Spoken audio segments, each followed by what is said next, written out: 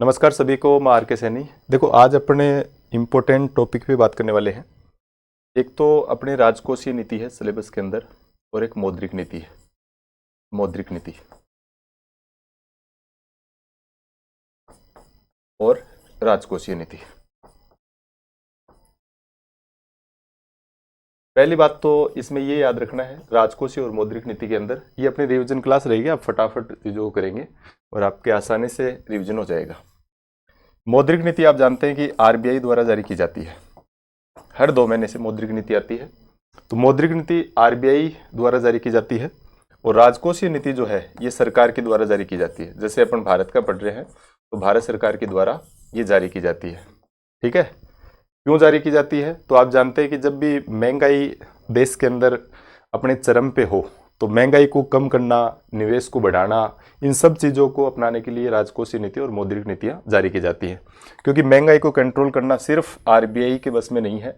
अकेला आरबीआई अपनी नीति के माध्यम से महंगाई को सिर्फ कंट्रोल नहीं कर सकता, सरकार को भी साथ में आना पड़ता है। तो 2 प्रकार की नीति अपन पढ़ने वाले हैं, राजकोषीय नीति क्या है और मौद्रिक नीति क्या है। तो सबसे पहले अपन शुरू करते हैं मौद्रिक नीति। इस मौद्रिक नीति में सबसे पहले देखो क्या करना है अपने को। पहली बात तो ये जानना है कि ये साख नियंत्रण है, क्रेडिट कंट्रोल का काम करना है अपने को। तो अपना जो केंद्रीय बैंक है, केंद्रीय बैंक अपन किसको मानते हैं? आरबीआई को मानते हैं। हर देश का कोई ना कोई केंद्रीय बैंक होता है। जैसे अपने देश का केंद्रीय बैंक कौन सा है? आरबीआई है। आरबीआई द्वारा मौद्रिक नीति जारी की जाती है। प्रति 2 माह से जारी की जाती है और 6 बार जारी की जाती है 1 साल के अंदर। तो प्रति 2 महीने से मौद्रिक नीति आती है। इसमें आपको याद रखनी पड़ती है रेट्स, जैसे CRR, SLR, repo rate, reverse repo rate कितनी बढ़ी है, कितनी कम हुई है, वो सारी चीज़ों का इसमें ध्यान रखा जाता है। एक समिति है मौद्रिक नीति समिति, याद रखना 2016 में बनी थी ये समिति, और इस समिति में टोटल 6 मेंबर होते हैं। 3 भारत सरकार के मेंबर होते हैं इसमें, और 3 ही मेंबर होते हैं किसके? आरबीआई के।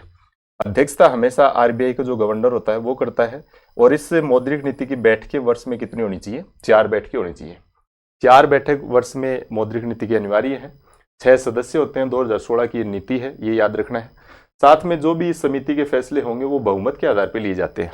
जो भी फैसला लिया जाएगा वो बहुमत के आधार पर फैसला होगा। निर्णायक मत आरबीआई का होता है, आरबीआई के गवर्नर का इसमें निर्णायक मत होता है। तो याद रखना मौद्रिक नीति समिति कब की है? 2016 की समिति है। 6 सदस्य हैं, जिसमें से 3 भारत सरकार के हैं, 3 आरबीआई के हैं। गवर्नर इसका अध्यक्ष होता है, बैठकें इसकी 4 होती हैं। निर्णय की बात की जाए तो बहुमत के आधार पर इसमें फैसले लिए जाते हैं।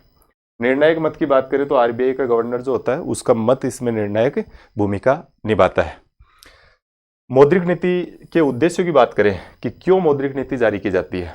देखो, आप जानते हैं कि अर्थव्यवस्था, मान लो मुद्रा का फ्लो बहुत ज़्यादा हो जाए, अर्थव्यवस्था में बहुत ज़्यादा मुद्रा आ जाए, तो उस मुद्रा को कंट्रोल करने के लिए मौद्रिक नीति अपनाई जाती है। सरकार जो अपना बैंक है आरबीआई, वो तरह तरह की नीतियां उसके लिए काम करती हैं। जैसे ओएमओ में क्या सुधार करना है, एसएलआर में क्या करना है, सीआरआर में क्या करना है, रिवर्स रेपो, रेपो रेट, इन सब पे कंट्रोल करके, और वो इस अर्थव्यवस्था में मुद्रा आपूर्ति को क्या करता है? नियंत्रित करने का काम करता है। बहुत ज़्यादा मुद्रा है मार्केट के अंदर तो उसको कम करने का प्रयास करेगा। कम मुद्रा है मार्केट में तो ज़्यादा से ज़्यादा निवेश बढ़ाने के लिए मुद्रा में फ्लो करवाएगा। साथ में मुद्रास्फीति पर नियंत्रण, भाई महंगाई ज़्यादा बढ़ गई है तो मुद्रास्फीति नियंत्रण करने के लिए भी मौद्रिक नीति अपनाई जाती है। एक आर्थिक असमानता में कमी करना भी इसका उद्देश्य है। आर्थिक असमानता में कमी करना, निवेश को प्रोत्साहन देना, निवेश को बढ़ाना भी इसका उद्देश्य है। कई बार मुद्रा आपूर्ति मान लो मार्केट में ज़्यादा नहीं है, मुद्रा नहीं है मार्केट के अंदर, तो ये इन रेट्स जो भी होती है इनको कम करके मार्केट के अंदर मुद्रा का क्या करवा देता है? फ्लो करवा देता है। आर्थिक समृद्धि में वृद्धि करना, जो भी अपनी जीडीपी है, जो भी प्रति व्यक्ति आय है, इन सब को बढ़ाना इसका प्रमुख उद्देश्य है। विनिमय दरों को स्थिरता प्रदान करना, जो भी हमारी विनिमय दर है, जैसे डॉलर के मुकाबले हमारी जो रेट है रुपए की, उसको पूरा कंट्रोल करने का जो काम करता है वो कौन करता है? आरबीआई करता है। तो यहाँ से अपने को क्या क्या सीखना है? यहाँ से आपको एक तो ये याद रखना है कि अपना बैंक कौन सा है? केंद्रीय बैंक आरबीआई है। ये आरबीआई ही मौद्रिक नीति जारी करता है। साथ में कितने माह से आती है? तो 2 महीने से आती है। साल में कितनी बार होती है? 6 बार होती है। 2016 में मौद्रिक नीति समिति बनी है। 6 मेंबर होते हैं इसमें टोटल। आरबीआई के 3 होते हैं, भारत सरकार के 3 होते हैं। अध्यक्षता की बात करें, गवर्नर करता है। बैठकों की बात करें, 4 होती हैं। निर्णय जो लिए जाते हैं वो बहुमत के आधार पर, और निर्णायक मत डालने का अधिकार किसका होता है? आरबीआई के गवर्नर का। उद्देश्यों की आपने बात की है, तो उद्देश्यों के अंदर अर्थव्यवस्था मुद्रा आपूर्ति को नियंत्रित करना, मुद्रास्फीति पर नियंत्रण, आर्थिक असमानता में कमी करना, निवेश को प्रोत्साहन करना, आर्थिक समृद्धि में वृद्धि करना, विनिमय दरों में स्थिरता प्रदान करना, ये सारे के सारे मौद्रिक नीति के क्या है, उद्देश्य है। इसके बाद में अगर देखें,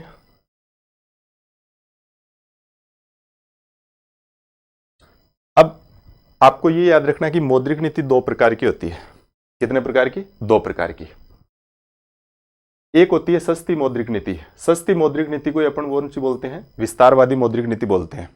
भाई देखो, आरबीआई क्या करेगा? सस्ती किसको करता है? जो भी आरबीआई की रेट्स होती हैं, जो भी एसएलआर होती है, सीआरआर होती है, बैंक दर होती है, रेपो रेट होती है, रिवर्स रेपो होती है, एमएसएफ होती है, ये सारी की सारी रेट्स जो होती हैं, इनकी दरों में अगर कमी कर देगा आरबीआई, भाई सस्ती मौद्रिक नीति अपनाएगा तो विस्तार होगा। ठीक है, अर्थव्यवस्था का क्या होगा? विस्तार होगा। भाई सस्ती अगर ब्याज दरों में कमी करेगा, आरबीआई अगर ब्याज दरों में कमी कर देता है तो ब्याज दर कम होंगी तो विस्तार हो जाएगा मुद्रा का। तो विस्तारवादी कौन सी मौद्रिक नीति को बोलते हैं? सस्ती मौद्रिक नीति का ही दूसरा नाम है। क्या होगा ब्याज दरों में कमी से? अगर आरबीआई ब्याज दरों में कमी करेगा तो मुद्रा की लोग क्या करेंगे? मांग ज्यादा करेंगे। भाई ज्यादा से ज्यादा पैसे की लोग डिमांड करेंगे। अगर रेट कम हो जाएंगी, ब्याज दरें कम हो जाएंगी, तो ज्यादा से ज्यादा लोगों के द्वारा मुद्रा की क्या की जाएगी? मांग की जाएगी, यानी मांग में वृद्धि हो जाएगी। और मांग में अगर वृद्धि होगी तो मुद्रा आपूर्ति भी मार्केट के अंदर क्या हो जाएगी? ज्यादा हो जाएगी। और मुद्रा आपूर्ति अगर ज्यादा हो जाएगी, इसका मतलब हम आपको देखना पड़ेगा कि निवेश इससे क्या होगा? बढ़ेगा। तो यही सवाल है अपने आप में, ये क्वेश्चन पूछा जाता है कि आरबीआई निवेश को बढ़ाने के लिए कौन सी मौद्रिक नीति अपनाता है? तो अपने को याद रखना है कि निवेश को अगर बढ़ाना है तो आरबीआई कौन सी मौद्रिक नीति अपनाएगा? सस्ती मौद्रिक नीति या विस्तारवादी मौद्रिक नीति अपनाएगा। तो निवेश को बढ़ाना है या निवेश को कम करना है या फिर मुद्रास्फीति को बढ़ाना है, कम करना है, ऐसे सवाल देके पूछे जाएंगे कि किस प्रकार की नीति को वो अपनाता है। तो जब भी सस्ती मौद्रिक नीति की बात करें तो आपको याद रखना है कि इसी को विस्तारवादी मौद्रिक नीति के नाम से जानते हैं। विस्तारवादी में क्या होगा? विस्तार कैसे होगा? मुद्रा में ज्यादा से ज्यादा विस्तार कैसे हो पाएगा? ब्याज दरें सस्ती होंगी, और सस्ती होंगी तो मुद्रा के लोग मांग ज्यादा करेंगे, मांग ज्यादा करेंगे, मार्केट में मुद्रा ज्यादा आएगी, मुद्रा आपूर्ति ज्यादा होगी, और मुद्रा आपूर्ति ज्यादा होगी, इसका मतलब निवेश को क्या मिलेगा? प्रोत्साहन मिलेगा। भाई ब्याज दर अगर कम होंगी तो हर आदमी निवेश करना चाहेगा। तो निवेश को प्रोत्साहन करने के लिए कौन सी नीति को अपनाता है? सस्ती मौद्रिक नीति को अपनाता है या फिर विस्तारवादी मौद्रिक नीति को अपनाता है। एक होती है देखो महंगी मौद्रिक नीति। अब महंगी मौद्रिक नीति का मतलब है संकुचनवादी मौद्रिक नीति बोलते हैं। महंगी का यहाँ पे क्या मतलब है? महंगा किसको करना है? ब्याज दरों को महंगा करना है। अब ब्याज दरें महंगी हो जाएंगी तो लोन नहीं लेंगे लोग, और लोन अगर ज्यादा से ज्यादा नहीं लेंगे, इसका मतलब वो कौन सा काम कर रहा है? वो संकुचन कर रहा है। मुद्रा का क्या कर रहा है? संकुचन कर रहा है। तो संकुचनवादी मौद्रिक नीति या महंगी मौद्रिक नीति एक ही बात है, चाहे महंगी मौद्रिक नीति बोल दो या संकुचनवादी मौद्रिक नीति बोल दो, एक ही बात है दोनों। महंगी मौद्रिक नीति, महंगा किसको करना है? तो महंगा तो ब्याज दरों को ही करना है। तो ब्याज दरें अगर महंगी हो जाएंगी, ब्याज दरों में वृद्धि हो जाएगी, तो लोग मुद्रा की मांग क्या करेंगे? कम करेंगे। भाई ब्याज दर बढ़ जाएगी तो लोगों के द्वारा मुद्रा की मांग को क्या किया जाएगा? कम किया जाएगा। अगर मुद्रा की मांग ही कम करेंगे तो मुद्रा आपूर्ति भी मार्केट में क्या हो जाएगी? कम हो जाएगी। भाई लोगों के पास में पैसा ही नहीं रहेगा। अगर ब्याज दरें बढ़ा दी जाए तो लोगों के पास में पैसा नहीं रहेगा, यानी लोग क्या कर रहे हैं? मुद्रा की मांग कम कर रहे हैं, क्योंकि ब्याज दरें क्या है? ज्यादा है। तो ब्याज दरों का ही खेल है, ब्याज दर कम करना, बढ़ाना, तो इसका क्या इफेक्ट पड़ता है अर्थव्यवस्था के ऊपर, यही आपको जानना है। तो ब्याज दरें महंगी होंगी तो मांग की लोग, जो मुद्रा है उसकी मांग भी लोग क्या करेंगे? कम करेंगे। और मुद्रा की मांग ही लोग कम करेंगे तो मुद्रा आपूर्ति भी क्या हो जाएगी? मार्केट में कम हो जाएगी। और मुद्रा आपूर्ति कम हो जाएगी, लोगों के पास में पैसा ही नहीं है, इसका मतलब वो मार्केट में नहीं निकलेंगे सामान खरीदने के लिए, और महंगाई पे क्या हो सकता है? कंट्रोल हो सकता है, महंगाई नियंत्रित हो सकती है। तो मुद्रास्फीति पर नियंत्रण, मुद्रास्फीति पर नियंत्रण होता है कौन सी मौद्रिक नीति से? महंगी मौद्रिक नीति से। तो सवाल पूछा जाए कि मुद्रास्फीति को नियंत्रित करने के लिए आरबीआई के द्वारा कौन सी नीति को अपनाया जाता है? तो अगर मुद्रास्फीति को नियंत्रित करना है, मुद्रास्फीति को कम करना है या नियंत्रण में लेके आना है, तो आरबीआई संकुचनवादी या महंगी मौद्रिक नीति को अपनाता है। और महंगी मौद्रिक नीति का मतलब क्या है? आप तो सीधा सीधा ये याद रखना कि ब्याज दरें अगर बढ़ी हैं तो लोग डिमांड कम करेंगे, डिमांड कम करेंगे तो मुद्रास्फीति पे क्या रहेगा? लगाम रहेगी। तो महंगी मौद्रिक नीति या संकुचनवादी एक ही बात है। निवेश को अगर बढ़ाना है तो निवेश को बढ़ाने के लिए कौन सी नीति को अपनाएगा? सस्ती मौद्रिक नीति को अपनाएगा। तो निवेश बढ़ाना है तो सस्ती मौद्रिक नीति अपनाएगा, और निवेश को कम करना है तो बाद में कौन सी मौद्रिक नीति अपनाई जाएगी? ये आपकी महंगी मौद्रिक नीति, या फिर मुद्रास्फीति पे नियंत्रण करना है तो कौन सी अपनाई जाएगी? महंगी। ठीक है, तो ये मौद्रिक नीति के प्रकार की बात की जाए तो दो प्रकार आपने पढ़े हैं, एक सस्ती मौद्रिक नीति है और एक महंगी मौद्रिक नीति है। सस्ती का मतलब आप सस्ती करोगे ब्याज दरें तो विस्तार होगा, तो विस्तारवादी है। ब्याज दरों को महंगी कर दोगे तो संकुचन होगा, तो ये कौन सी है? संकुचनवादी है। अर्थव्यवस्था में निवेश को बढ़ाना है तो कौन सी अपनानी है? सस्ती अपनानी है। और अर्थव्यवस्था में मुद्रास्फीति को कंट्रोल करना है तो आरबीआई कौन सी नीति को अपनाता है? महंगी मौद्रिक नीति को अपनाता है। इसके बाद में देखो इसमें क्या होगा, मुद्रा आपूर्ति भी समझ लो आप कि मुद्रा आपूर्ति अगर ज्यादा रहेगी, मुद्रा आपूर्ति मार्केट के अंदर खूब सारा पैसा है, खूब पैसा है मार्केट के अंदर, तो मुद्रा आपूर्ति अगर ज्यादा रहेगी तो निवेश आपके क्या हो जाएंगे? बढ़ जाएंगे। और निवेश बढ़ेगा तो निवेश के साथ में मुफ्त में आएगी आपकी कौन सी? मुद्रास्फीति। तो दोनों काम नहीं कर सकते हैं, ऐसा नहीं हो सकता अर्थव्यवस्था में कि निवेश को तो ज्यादा से ज्यादा कर दो और मुद्रास्फीति कम कर दो। इसको डिलेमा बोलते हैं, मौद्रिक नीति की दुविधा बोलते हैं इसको, कि भाई हम चाहते हैं कि निवेश तो हमारे ज्यादा से ज्यादा बढ़े लेकिन मुद्रास्फीति कम हो, महंगाई कम हो, लेकिन ऐसा नहीं हो सकता। मुद्रा आपूर्ति अगर ज्यादा है तो निवेश भी बढ़ेगा और निवेश के साथ में आपको महंगाई गिफ्ट में मिलेगी, यानी महंगाई साथ में आएगी। तो या तो निवेश को कम कर लो, निवेश को वैसे कम करोगे तो अर्थव्यवस्था पे बुरा असर पड़ेगा, तो निवेश बढ़ेगा तो साथ में मुद्रास्फीति भी क्या होगी? बढ़ेगी। इसको बोलते हैं डिलेमा ऑफ मॉनेटरी पॉलिसी। तो मॉनेटरी पॉलिसी की अगर बात की जाए तो मुद्रा आपूर्ति अगर ज्यादा होगी तो निवेश बढ़ेगा, निवेश बढ़ेगा तो मुद्रास्फीति भी क्या होगी? ज्यादा होगी, महंगाई भी ज्यादा होगी।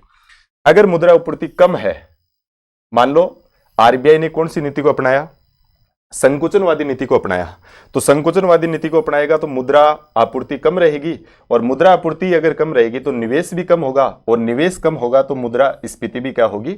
कम होगी। तो ये आपको साथ साथ में देखना है कि निवेश को बढ़ाना है तो साथ में मुद्रास्फीति भी बढ़ेगी, और निवेश को कम करोगे तो साथ में महंगाई भी कम हो सकती है। तो ये आपको याद रखना है ये चीज। इसके बाद में देखो मौद्रिक नीति के उपाय, कौन कौन से उपाय हैं जो मौद्रिक नीति के हैं? तो मौद्रिक नीति के उपायों की अगर बात की जाए तो दो तरह के उपाय आरबीआई काम में लेता है। यहां से सवाल आया था पिछली बार और बनने की संभावना भी रहती है। तो दो प्रकार के उपाय अपनाए जाते हैं। एक देखो गुणात्मक उपाय होता है जिसको क्वालिटेटिव मेथड बोलते हैं, और एक होता है मात्रात्मक उपाय क्वांटिटेटिव। तो क्वांटिटेटिव में तो क्या होता है? एसएलआर है, सीआरआर है, ओएमओ है, रेपो रेट है, रिवर्स रेपो रेट है, इससे संबंधित अपन बात करेंगे। मात्रा की बात करेंगे, मात्रा में क्या करना है? चेंज करना है। क्वालिटेटिव की बात करें तो गुणात्मक उपायों की अगर बात करें तो कुछ गुणात्मक उपाय आरबीआई के द्वारा अपनाए जाते हैं, और गुणात्मक उपायों से बहुत कुछ कंट्रोल होता है देश के अंदर। देखो जो भी बैंक है गुणात्मक उपायों में आपको ये याद रख लेना है कि जो भी भारत में बैंक है, अब आरबीआई गुणात्मक उपाय अपनाता है तो किस तरीके का काम करेगा? जो भी बैंक है भारत में, इन बैंकों के ऊपर आरबीआई का एक तो नैतिक दबाव होता है, नैतिक रूप से समय समय पे उनके ऊपर प्रेशर डाला जाता है आरबीआई के ऊपर। तो नैतिक दबाव, उस दबाव में रह के, उस नैतिक दबाव में रह के अन्य बैंकों को और आरबीआई की जो भी गाइडलाइन होती है उसके अनुसार काम करना पड़ता है। जो भी बैंक है भारत के अंदर उन सबको। कोई बैंक मान लो आरबीआई की गाइडलाइन के अनुसार काम नहीं करता है तो उसके ऊपर बाद में आरबीआई क्या कर देता है? प्रत्यक्ष कार्रवाई कर देता है। तो आरबीआई के द्वारा बैंकों के ऊपर प्रत्यक्ष कार्रवाई भी की जा सकती है, किसी बैंक को समाप्त किया जा सकता है, कोई भी काम आरबीआई के द्वारा उसमें किया जा सकता है। तो नैतिक दबाव, प्रत्यक्ष कार्रवाई कैसे उपाय हैं? गुणात्मक उपाय है। विभेदात्मक ब्याज दरें, आरबीआई अन्य बैंक जो भी कॉमर्शियल बैंक है उनको सबको ये बताता है कि ब्याज दरें भाई अलग अलग होनी चाहिए। ऐसा नहीं है सेम ही ब्याज दरें आपने रख रखी हैं। कोई मान लो होम लोन लेने के लिए आए तो उसके लिए ब्याज दर अलग होनी चाहिए, पर्सनल लोन के लिए आया कोई, उसके लिए ब्याज दर अलग होनी चाहिए, कोई खेती वाला या कृषि वाला लोन लेने के लिए आया तो उसकी ब्याज दरें अलग अलग होनी चाहिए।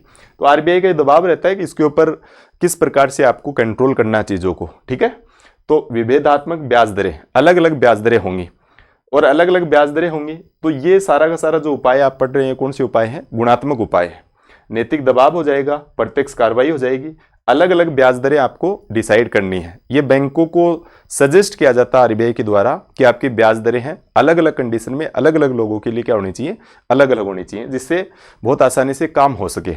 जैसे पर्सनल लोन की बात की जाए तो आपका जैसे पर्सनल लोन महंगे होते हैं, जो आप होम लोन लेते हो होम लोन आपका थोड़ा सा सस्ता होता है। तो ये इस तरीके की अलग अलग ब्याज दरें होंगी तो अर्थव्यवस्था बहुत अनुकूल चलेगी। एक होती है साख स्वीकृति, बैंकों को कह रखा आरबीआई ने कि अगर आपको कोई बड़ा लोन अमाउंट करना है तो हमें पूछ के करना। जैसे 5 करोड़ से ज़्यादा का अगर आप लोन बांट रहे हैं तो वो हमसे पूछना। आप 5 करोड़ से ज़्यादा का लोन किसी व्यक्ति को आप दे रहे हैं तो वो आरबीआई से पूछ के देना पड़ेगा आपको। तो ये साख स्वीकृति होती है। साख स्वीकृति आरबीआई से मिलती है किसको? बैंकों को। तो साख स्वीकृति लेनी पड़ती है आरबीआई को। कितना ज़्यादा अमाउंट होगा उतना ही वहाँ से आपको अनुमति लेनी पड़ेगी। तो साख स्वीकृति किससे ली जाती है? बैंकों, वाणिज्यिक बैंक जो होते हैं वो आरबीआई से साख स्वीकृति लेते हैं। एक होता है साख मापदंड का निर्धारण। भाई मापदंड होने चाहिए। कोई आपसे लोन लेने के लिए आया, मान लो 60 साल का आदमी। अब 60 साल का आदमी आया तो उसको कितना समय के लिए आपको लोन देना है, ठीक है, किसको लोन देना है, तो ये सारा का सारा साख मापदंड आपको अपनाने चाहिए। आपको उसको देखना है कि कौन सा व्यक्ति लोन के लायक है। ऐसा नहीं कि कोई 60 साल का है और उसका 30-50 साल का आपने लोन कर दिया। तो आपको डिसाइड करना है कि उस 60 साल के व्यक्ति का कितना साल के लिए लोन होना चाहिए। इस प्रकार के जो पाबंद किए जाते हैं आरबीआई के द्वारा, वो उसके माध्यम से बैंक क्या करते हैं? साख मापदंड का निर्धारण करते हैं। एक होता है सीमांत आवश्यकता का निर्धारण। सीमांत आवश्यकता में क्या होता है? सीमांत आवश्यकता में मान लो कोई व्यक्ति लोन लेने के लिए आया, तो जैसे मान लो उसकी 1 करोड़ का लोन है। अब 1 करोड़ का लोन बन रहा है उसका, तो आप उसकी जो भी, मान लो कोई अपनी प्रॉपर्टी पे लोन लेने के लिए आया, उसकी प्रॉपर्टी मान लो 1 करोड़ की है, तो ऐसा नहीं है कि 1 करोड़ की प्रॉपर्टी है और आपने 1 करोड़ का ही उसको लोन दे दिया। सीमांत आवश्यकता का मतलब यह है कि लोन की जितनी अमाउंट की उसको आवश्यकता उससे थोड़ा कम दो आप। जैसे उसकी प्रॉपर्टी 1 करोड़ की है तो आपको 60 लाख 70 लाख का लोन उसको क्या करना है? देना है। ये आपको डिसाइड करना है सबको, ठीक है। तो ये आरबीआई के कौन से उपाय हैं? गुणात्मक उपाय हैं। तो गुणात्मक उपाय में नैतिक दबाव, प्रत्यक्ष कार्रवाई, विभेदात्मक अलग अलग ब्याज दरें, साख स्वीकृति आरबीआई से लेनी होगी अन्य बैंकों को, साख मापदंड का निर्धारण, सीमांत आवश्यकता का निर्धारण, ये सारे के सारे उपाय कैसे हैं? गुणात्मक उपाय हैं। अब एग्जाम में सवाल आएगा कि निम्न में से कौन सा गुणात्मक उपाय नहीं है, तो आपको ये गुणात्मक उपाय जो भी हैं आरबीआई के, ये याद रखना पड़ेगा, ठीक है। तो प्रत्यक्ष कार्रवाई है, नैतिक दबाव है, विभेदात्मक ब्याज दरें हैं, साख स्वीकृति है, साख मापदंड का निर्धारण है, सीमांत आवश्यकता का निर्धारण है। ये सारे के सारे जो उपाय पढ़ रहे हैं, ये सारे के सारे उपाय कौन से हैं? ये गुणात्मक उपाय हैं। एक निर्देश होता है एक तरह से आरबीआई का, और वो निर्देश जो होता है वो इन अन्य बैंकों को, जो भी कॉमर्शियल बैंक है, उनको मानना पड़ता है, ठीक है। एक आरबीआई के द्वारा उपाय अपनाए जाते हैं कौन से? मात्रात्मक। बहुत इंपॉर्टेंट है मात्रात्मक। मात्रात्मक उपाय के अंदर क्या किया जाता है? कौन कौन सी चीजों को काम में लेंगे? तो मात्रात्मक उपाय देखो ये है, जैसे सीआरआर पे क्या करना है, एसएलआर पे क्या करना है, बैंक रेट को क्या करना है, एलएएफ लिक्विडिटी एडजस्टमेंट फैसिलिटी बोलते हैं इसको। इसमें दो चीजों को पढ़ेंगे अपन, एक होती है रेपो रेट और एक होती है आपकी reverse repo rate. MSF marginal standing facility जो होती है, और साथ में ओएमओ ओपन मार्केट ऑपरेशन, खुले बाजार की प्रक्रियाएं। ये जो उपाय आपको नजर आ रहे हैं, ये उपाय किस टाइप के हैं? मात्रात्मक उपाय हैं। इन मात्रात्मक उपायों की क्या बात करें तो इसमें अपन सीआरआर के बारे में बात करेंगे, एसएलआर के बारे में बात करेंगे, बैंक रेट के बारे में बात करेंगे, एलएएफ के बारे में बात करेंगे, रेपो रिवर्स रेपो, एमएसएफ के बारे में बात करेंगे, ओएमओ के बारे में बात करेंगे। एक तो ये परसेंटेज इनका एक छोटा सा आप देख के जाना कि कितने कितने परसेंट वर्तमान में कौन सा चल रहा है। जैसे सीआरआर लगभग 4.5% के आसपास में है, एसएलआर लगभग 18 ही रहता है, 17-18 यही रहता है, अधिकतम 40 हो सकता है, लेकिन ये 18 है वर्तमान में। बैंक रेट की बात करें और एमएसएफ की बात करें तो दोनों सेम होती हैं, 6.75 चल रही है जैसे, तो बैंक रेट भी आपकी 6.75 है। इसके बाद में एलएएफ, यानी इसमें दो चीजें पढ़नी है अपने को, रेपो रेट और रिवर्स रेपो। ये लगभग 6.5% है रेपो रेट, और रिवर्स रेपो की बात करें तो 3.35% है। एमएसएफ आपका 6.75, तो एमएसएफ और बैंक रेट तो बराबर है 6.75। सीआरआर की बात करें 4.5% के आसपास में, एसएलआर 18% है, रेपो रेट 6.5% है, और रिवर्स रेपो की बात करें तो लगभग 3.35 है। अब देखो ये क्या होती है, सीआरआर है, एसएलआर है, बैंक रेट है, एलएएफ है, एमएसएफ है, ओपन मार्केट ऑपरेशन है। सीआरआर तो आप जानते हैं कि कॉमर्शियल बैंक जो भी हैं उनकी राशि का कुछ हिस्सा आरबीआई के पास में रखा जाता है। आरबीआई उनका कुछ हिस्सा अपने पास में रखता है, सीआरआर वो रेट होती है, ठीक है। जैसे मान लो किसी बैंक के पास में 100 रुपये जमा हुए, तो 100 रुपये जमा हुए तो 100 में मान लो 4%, 4.5 चल रही है, 4 मान लो इसको, तो 4% चल रही है, तो 100 में से 96 रुपये ही आप काम में ले सकते हैं, और 4 रुपये आपको किसके पास में रखने पड़ेंगे? आरबीआई को जमा कराने पड़ेंगे। तो बैंकों की जमा का वह भाग जो आरबीआई में जमा कराना पड़ता है अनिवार्य रूप से, वो आपकी सीआरआर होती है। एक एसएलआर होती है जो बैंकों को खुद को ही अपने पास में रखना पड़ता है। ये साफ निर्देश हैं बैंकों, आरबीआई के बैंकों के लिए कि आपको कुछ हिस्सा जो भी आपके पास में जमा है उसका कुछ हिस्सा अपने पास में भी आपको रखना पड़ेगा, क्योंकि हो सकता है किसी दिन आप बर्बादी के कगार पे आ जाओ, तो उस दिन कम से कम ये पैसा तो आपके काम आएगा। अब ये एसएलआर में खुद के पास में रखा जाता है बैंकों के पास में। अब ये अनिवार्य नहीं है कि आपको नगद के रूप में रखना है, ये नगद के रूप में भी रख सकते हैं, बॉन्ड के रूप में भी रख सकते हैं, प्रतिभूति के रूप में भी रख सकते हैं, या किसी भी तरीके से आप अपने पास में गोल्ड के रूप में रख सकते हैं।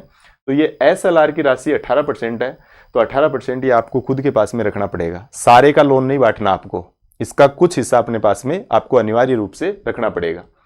जैसे 100 में से मान लो 4 रुपए तो आरबीआई के पास में रख दिए तो 96, और 96 में से ही 18 रुपए मान लो एसएलआर के रूप में रख दिए, तो आप जितने बच गए 18 4 22 78 बच गए आपके पास में मान लो, तो 78 रुपए का ही आपको लोन बांटना है।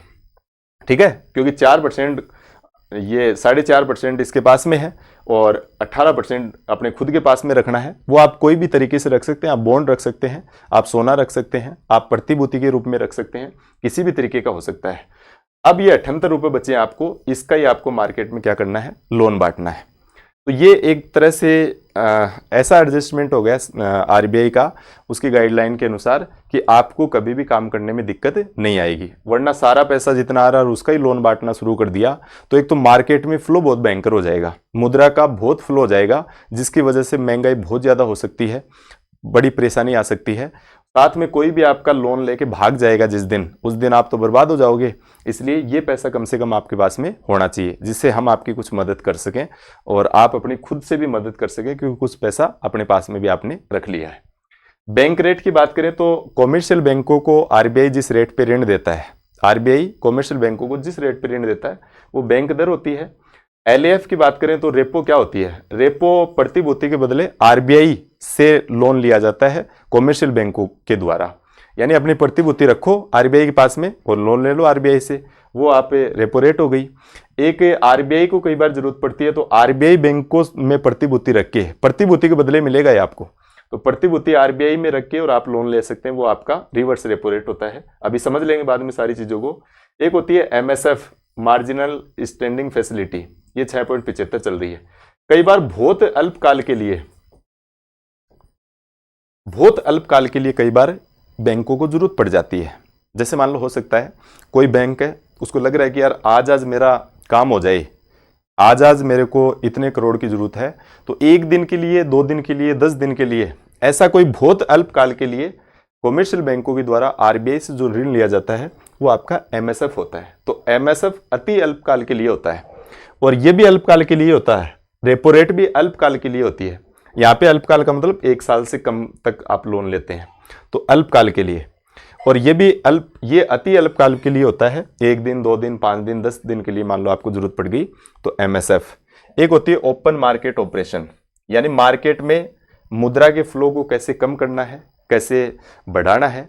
तो इसमें जब भी मुद्रा को मार्केट से कम करना होता है तो आरबीआई क्या करता है, बॉन्ड जारी करता है, बॉन्डों को बेचता है, और बॉन्ड बेचेगा तो अर्थव्यवस्था का जो पैसा है वो आरबीआई की तरफ आना शुरू हो जाएगा। इससे क्या होगा, इससे मुद्रास्फीति नियंत्रण हो जाएगा। कई बार मुद्रा कम है मार्केट के अंदर और निवेश ही नहीं आ रहा है, इसका मतलब आरबीआई बॉन्डों की वहां पे क्या करेगा, खरीदारी करेगा कि ज्यादा से ज्यादा बॉन्ड खरीदेगा आरबीआई, तो खरीदेगा तो उसके बदले अर्थव्यवस्था में वो क्या करेगा, पैसा भेजेगा, और अर्थव्यवस्था में पैसा आएगा तो अपना निवेश भी बढ़ेगा, हर चीज व्यवस्थित तरीके से आपको दिखाई देगी। तो ये सवाल पूछा जाता है कि आरबीआई अर्थव्यवस्था में निवेश को बढ़ाने के लिए बॉन्डों की खरीद करता है या बिक्री करता है। तो अर्थव्यवस्था में अगर पैसा बढ़ाना है तो बॉन्डों की क्या करेगा, खरीद करेगा। तो बॉन्ड खरीदेगा तो ज्यादा से ज्यादा पैसा कहां पे जाएगा, अर्थव्यवस्था में जाएगा। अभी समझ लेते हैं इस बात को। पहले समझते हैं अपन सीआरआर को। सीआरआर कैश रिजर्व रेशियो होता है, नगद आरक्षित अनुपात।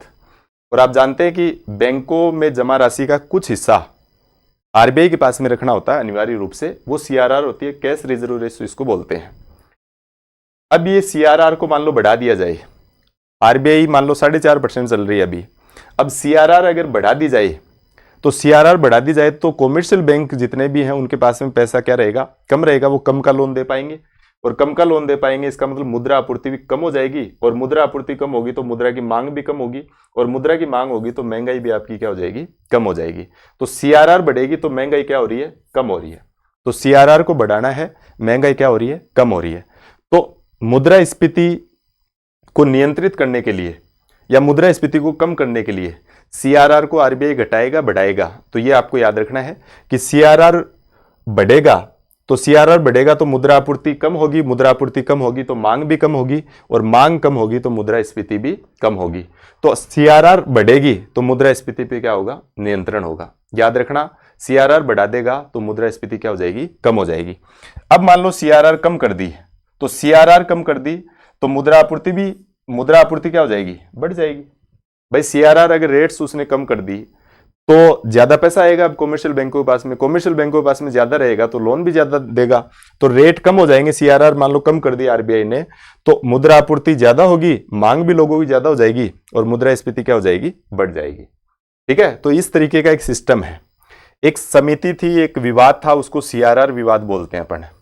अब सीआरआर विवाद में क्या था, ये था कि जो बैंकों के पास में बैंक जो है कॉमर्शियल बैंक जितने भी हैं, और ये इधर मान लो आपका कौन सा, आरबीआई कॉमर्शियल बैंकों को ये कह रहा था कि भाई जो भी पैसा हम कॉमर्शियल बैंक जो भी हैं वो आरबीआई को सीआरआर के रूप में 4% अपन या 4.5% अपन जो जमा करा रहे हैं आरबीआई के पास में, उसका हमें ब्याज चाहिए। क्योंकि हम जनता से मान लो 100 रुपए लिए हैं अपन ने, तो जनता को हम तो ब्याज देते हैं, लेकिन हम उस 100 रुपए का पूरे का लोन नहीं बांट पा रहे हैं, तो हमें इस सीआरआर के ऊपर आरबीआई से क्या चाहिए, ब्याज चाहिए। तो ये एक विवाद उत्पन्न हो गया। इस विवाद को अपन बोलते हैं कौन सा, सीआरआर विवाद। याद रखना, सीआरआर के ऊपर कभी भी आरबीआई जो है वो बैंकों को ब्याज नहीं देता है। इस विवाद को बोलते हैं सीआरआर विवाद। एक समिति बनी थी, उस समिति का नाम है नचिकेत मौर्य समिति। जब विवाद सामने आया तो एक समिति बनाई गई जिसका नाम है नचिकेत मौर्य समिति, और इस नचिकेत मौर्य समिति ने सुझाव दिया कि भाई ये सीआरआर जो आरबीआई के पास में अनिवार्य रूप से रखा जाता है, इस सिस्टम को ही खत्म कर दो आप। क्योंकि सीआरआर तो एक जमाने में अपनाया गया था और उसके बाद में लगातार चल रहा है, अब हमें लगता है कि इसकी कोई आवश्यकता नहीं है। तो नचिकेत मौर्य समिति है, इसने सीआरआर को खत्म करने का सुझाव दिया था, लेकिन इसके सुझाव को माना नहीं गया। सीआरआर के रूप में कॉमर्शियल बैंकों को अब भी अपनी राशि रखनी पड़ती है। तो एक विवाद है, तो सीआरआर विवाद से संबंधित कौन सी समिति है, तो आपको याद रखना नचिकेत मौर्य समिति। तो नचिकेत मौर्य समिति है वो सीआरआर से संबंधित है। तो कैश रिजर्व रेशियो आपको याद रखना कि सीआरआर बढ़ेगा तो मुद्रास्फीति क्या होगी, कम होगी, और सीआरआर को अगर घटाओगे तो मुद्रास्फीति क्या होगी, ज्यादा होगी। वही है कि रेट बढ़ जाएंगे, मान लो तो रेट बढ़ जाएंगे तो लोग लोन कम लेंगे तो मुद्रास्फीति कम रहेगी। आपने सीआरआर को कम कर दिया तो सीआरआर कम करते ही लोगों के पास में, बैंकों के पास में ज्यादा आएगा, और बैंकों के पास में ज्यादा आएगा, ज्यादा लोग लोन लेंगे तो मुद्रास्फीति बढ़ेगी। लेकिन मुद्रास्फीति के साथ में निवेश भी बढ़ेगा, मुद्रास्फीति के साथ में क्या बढ़ेगा, निवेश भी बढ़ेगा। भाई कम रेट पे ही अगर आपको ब्याज मिलने लग जाएगा तो मुद्रास्फीति हो कोई, लेकिन साथ में निवेश भी क्या हो जाएगा, बढ़ जाएगा। तो मुद्रास्फीति के साथ साथ में निवेश भी बढ़ेगा। तो ये सीआरआर है। सीआरआर विवाद से संबंधी आपको याद रखनी है, नचिकेत मौर्य समिति है। एक होती है देखो एसएलआर। एसएलआर का मतलब है स्टैट्यूटोरियल लिक्विडिटी रेशियो, वैधानिक तरलता अनुपात। इस वैधानिक तरलता अनुपात की बात की जाए तो ये आरबीआई एक्ट में ही प्रावधान था कि वैधानिक तरलता अनुपात होना चाहिए। इसमें क्या है, इसमें आपको याद रखना कि वैधानिक तरलता अनुपात या एसएलआर की जब भी बात की जाती है तो बैंक के पास में, स्वयं के पास में कुछ जो भी राशि उसके पास में जमा हुई है, उसका कुछ हिस्सा बैंक जो भी है कॉमर्शियल बैंक, उनको खुद को अपने पास में रखना पड़ता है। उनके पास में जितना पैसा जमा हुआ उसका कुछ भाग उनको खुद को अपने पास में रखना पड़ता है। जैसे वर्तमान में 18% चल रही है, तो जो भी जमा हुआ उसका 18% अपने पास में, खुद के पास में रखना पड़ेगा। और वो बैंक कह रहे हैं कि खुद के पास में कैसे रखें, नगद के रूप में रखना पड़ेगा।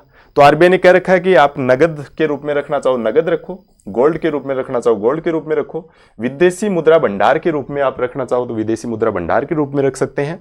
कोई परिसंपत्ति के रूप में आप रखना चाहो तो परिसंपत्ति के रूप में भी आप दिखा सकते हैं। लेकिन इतना आपके पास में क्या होना चाहिए, ये होना चाहिए कम से कम।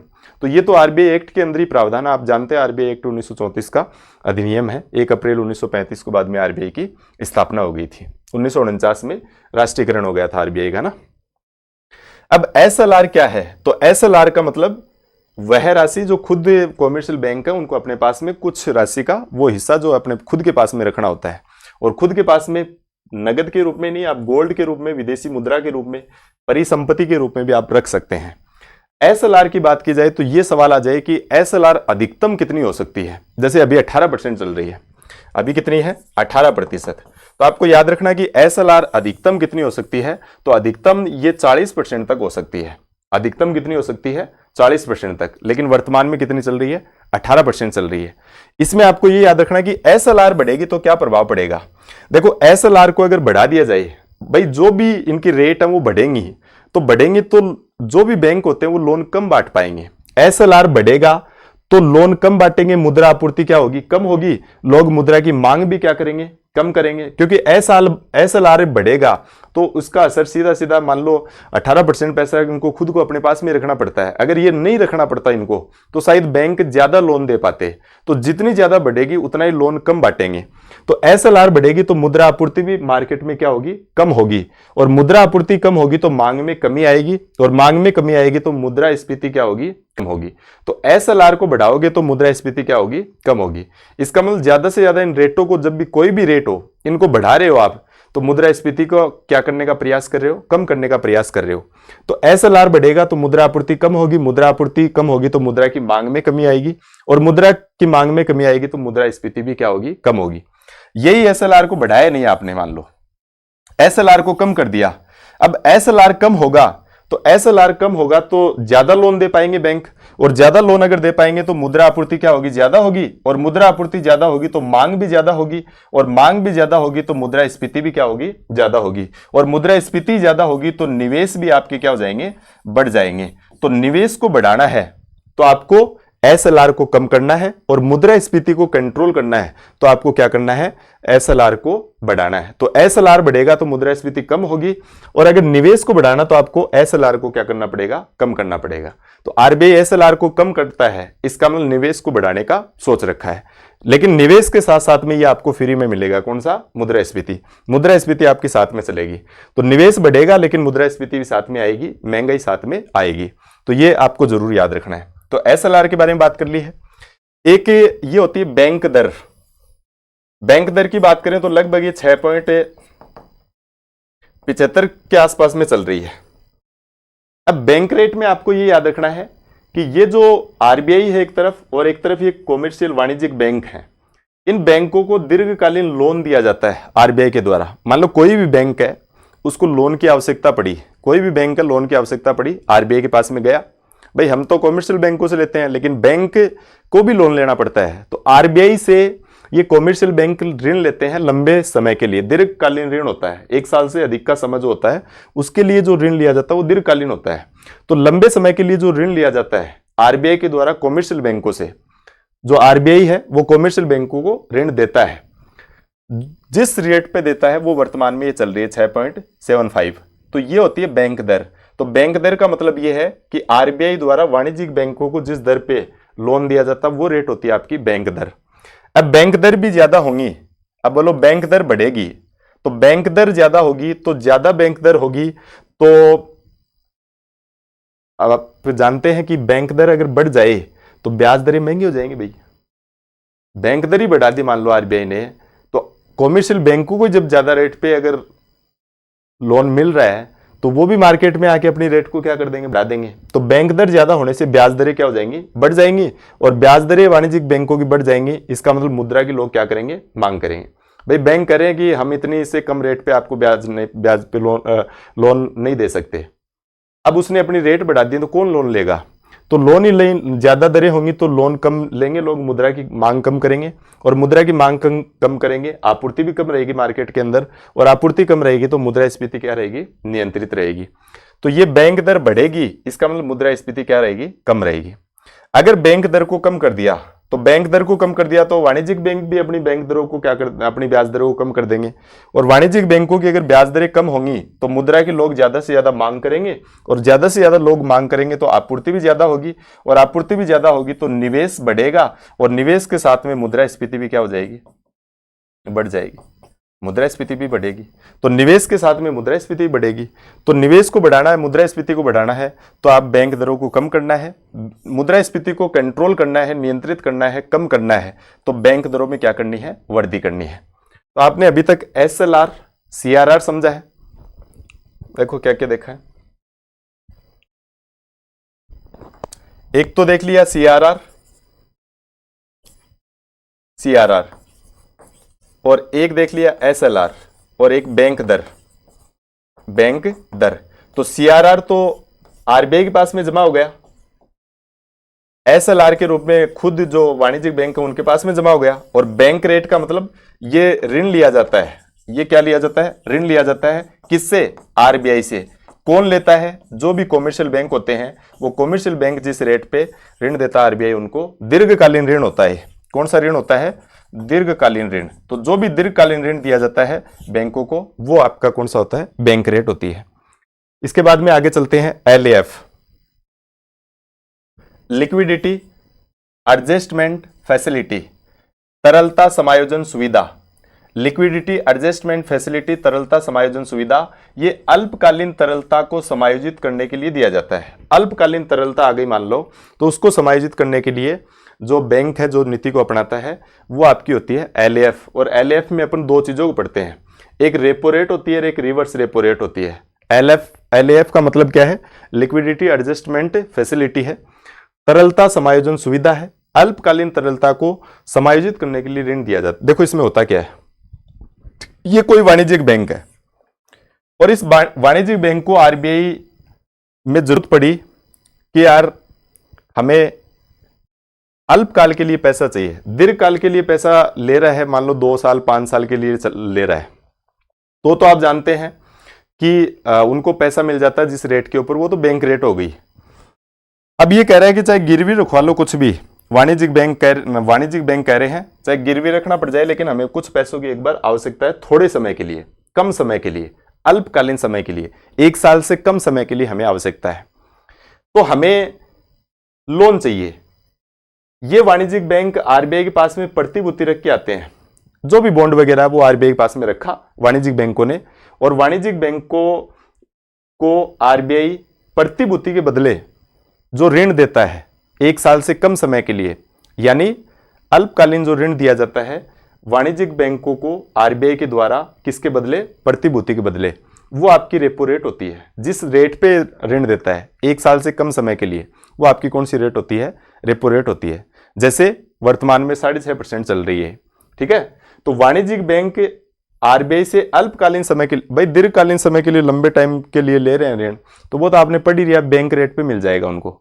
अब उनको जरूरत अचानक पड़ गई, मान लो कम समय के लिए चाहिए, 1 साल से कम समय के लिए चाहिए, तो फिर कह रहा है कि कोई प्रतिभूति रख दो आप, उसके बदले हम आपको उपलब्ध करवा देंगे। तो वाणिज्यिक बैंकों ने प्रतिभूति रखी RBI के पास में, प्रतिभूति रखते ही RBI ने क्या कर दिया, लोन दे दिया, किसको, वाणिज्यिक बैंकों को। और वो लोन जिस रेट पे दिया जाता है, वो रेट आपकी कौन सी होती है, रेपो रेट होती है। अब कई बार क्या होता है कि RBI को ऐसी जरूरत पड़ जाती है अचानक, मान लो भारत सरकार ने पैसे मांग लिए RBI से, और उनको लगा कि अब हमारे पास में इतना है नहीं केस, तो फिर वो बैंकों से लेते हैं कुछ समय के लिए, कम टाइम के लिए, यानी अल्पकालीन ऋण लेते हैं, किससे, वाणिज्यिक बैंकों से। तो कई बार वाणिज्यिक बैंकों से RBI भी ऋण लेता है, लेकिन वो ऋण भी RBI जो ऋण लेता है वो भी प्रतिभूति के बदले, यानी बैंकों के पास में प्रतिभूतियां रखी कि आपके पास में ये हमारी प्रतिभूतियां गिरवी है और इसके बदले हमें कुछ समय के लिए क्या चाहिए, लोन चाहिए। भारत सरकार को अचानक जरूरत पड़ी और RBI से मान लो ऋण लेने का उन्होंने सोचा, तो RBI बाद में एडजस्ट करके देता है इनको, है ना, वाणिज्यिक बैंकों से। तो वाणिज्यिक बैंक जिस रेट पे RBI को प्रतिभूतियों के बदले जो लोन देते हैं, वो आपका क्या होता है, रिवर्स रेपो रेट होती है। तो रिवर्स रेपो में यही अंतर है कि प्रतिभूति के बदले दिया जाता है, 1 साल से कम समय के लिए दिया जाता है। वाणिज्यिक बैंक जब RBI से लेता है प्रतिभूति के बदले, वो तो है आपका कौन सा, रेपो है, 1 साल से कम समय के लिए। और कई बार RBI को जरूरत पड़ जाती है वाणिज्यिक बैंकों से, तो RBI ले लेता है वाणिज्यिक बैंकों से प्रतिभूति के बदले, वो आपकी कौन सी होती है, रिवर्स रेपो रेट होती है। तो रिवर्स रेपो में यही आप याद रखना कि RBI बैंक, वाणिज्यिक बैंक जब RBI से लेते हैं प्रतिभूति के बदले, वो रेपो रेट होती है, और RBI जब वाणिज्यिक बैंकों से लेता है प्रतिभूति के बदले, वो आपकी कौन सी होती है, रिवर्स रेपो रेट होती है। तो ये लगभग 6.5% चल रही है, ये लगभग 3.5% के आसपास में चल रही है, ठीक है। तो ये आप देख लेना। इसके बाद में है एक LTRO, long term repo operation. Long term repo operation के अंदर दीर्घकालीन रेपो परिचालन होता है। इसमें देखो क्या होता है, इसमें वाणिज्यिक बैंक जो होते हैं वो आरबीआई से लोन लेते हैं। देखो LTRO long term repo operation दीर्घकालीन रेपो परिचालन है। रेपो का क्या करना है, परिचालन करना है। ये कह रहा है भाई जिस रेपो रेट पे हमें ब्याज दिया ना, उस रेट पे लंबे समय के लिए दो, हमें 3 साल के लिए जरूरत है कम से कम। बैंक रेट पे लोगे तो ज्यादा लगेगा, तो ये कह रहे हैं कि रेपो रेट पे हमें कुछ समय के लिए थोड़ा लंबा कर दो। इस रेपो रेट पे लोन लिया है उसको लंबा चलाना अपने को। तो रेपो रेट पे वाणिज्यिक बैंक आरबीआई से जो लोन लेते हैं, भाई आरबीआई ने देखो क्या किया, अल्पकाल के 1 साल के लिए कम अवधि से अगर लोन दिया है, 1 साल की कम अवधि से अगर लोन दिया है आरबीआई ने, तो वो तो आपने बता दिया कि 1 साल से कम प्रतिभूति आपने रखी और प्रतिभूति के बदले 1 साल से कम पे दिया, वो तो आपका कौन सा हो गया, रेपो रेट होती है। अब ये बैंक करें 1 साल से नहीं, हमें तो इस रेट पे ही, कौन सी रेट पे, रेपो रेट पे लंबे समय के लिए चाहिए, प्रतिभूतियां गिरी हुई है हमारी, तो लंबे समय का लोन कर दो इसके ऊपर। तो ये लंबा समय 3 साल से ज्यादा नहीं हो सकता, 3 साल के लिए अधिकतम हो सकता है कि रेपो रेट पे भी लोन मिल सकता है आपको। कहां से, ज्यादा समय के लिए भी, अल्पकाल के बजाय दीर्घकालीन भी इसको कर सकते हैं, तो वो 3 साल अधिकतम होता है उसमें। तो वाणिज्यिक बैंक आरबीआई से क्या करता है, रेपो रेट पर जो ऋण लिया जाता है वो एडजस्टमेंट होता है, उसको बोलते हैं LTRO दीर्घकालीन रेपो परिचालन। तो ये आप याद रखना। इसके बाद में MSF मार्जिनल स्टैंडिंग फैसिलिटी, सीमांत स्थायित्व सुविधा, ये 2011 में कॉन्सेप्ट आया था। मार्जिनल स्टैंडिंग फैसिलिटी का जो कॉन्सेप्ट है ये 2011 का कॉन्सेप्ट है, ये आप याद रखना। इसमें क्या होता है, इसमें देखो क्या होता है कि MSF वो रेट होती है आरबीआई से वाणिज्यिक बैंक इसमें भी उधार लेते हैं, इसमें भी वाणिज्यिक बैंक उधार लेते हैं। तो MSF की अगर बात की जाए तो ये बहुत अति अल्पकालीन ऋण होता है। अति अल्पकालीन ऋण का मतलब क्या है, जैसे मान लो कोई भी वाणिज्यिक बैंक है, उसको जरूरत पड़ी 1 दिन के लोन के लिए, मान लो अचानक पता लगा कि आज में हमें इतना पैसा चाहिए, कल हमारा एडजस्ट हो जाएगा, 1 दिन के लिए, 2 दिन के लिए, 5 दिन के लिए, ऐसी कोई बहुत अल्पकाल के लिए आरबीआई से लोन लेने की जरूरत पड़ जाती है वाणिज्यिक बैंकों को, तो वो जो होता है उसको बोलते हैं MSF, यानी आरबीआई द्वारा वाणिज्यिक बैंकों को अति अल्पकाल के लिए जो लोन उपलब्ध करवाया जाता है वो रेट होते हैं, उसको बोलते हैं MSF सीमांत स्थायित्व सुविधा। ये 2011 से कॉन्सेप्ट आया था। कई बार बैंकों को बहुत इमरजेंसी में जरूरत पड़ जाती है, जैसे आज अगर हमारा एडजस्ट हो जाए तो हम काम कर लेंगे, तो आरबीआई वाणिज्यिक बैंकों को अति अल्पकाल के लिए जो ऋण देती है वो आपका कौन सा होता है, MSF। अल्पकाल के लिए ऋण देती है वो कौन सा होता है, रेपो रेट होती है 1 साल से कम के लिए, और बहुत ही मान लो लंबे समय तक आपको चाहिए तो वो ब्याज दर पे आपको मिल जाता है, जो भी बैंक दर होती है उस पे आपको मिल जाता है, यानी वाणिज्यिक बैंकों को मिल जाता है। अब ये जो अति अल्पकाल के लिए दिया जाता है, अब ये आपसे पूछ ले कि MSF अधिकतम कितना हो सकता है। जो भी 1 दिन के लिए मान लो उनको इतनी जरूरत पड़ी, तो 1 दिन के लिए तो वो बहुत पैसे की मांग कर सकते हैं, तो ज्यादा से ज्यादा उसका कितना हिस्सा दिया जा सकता है।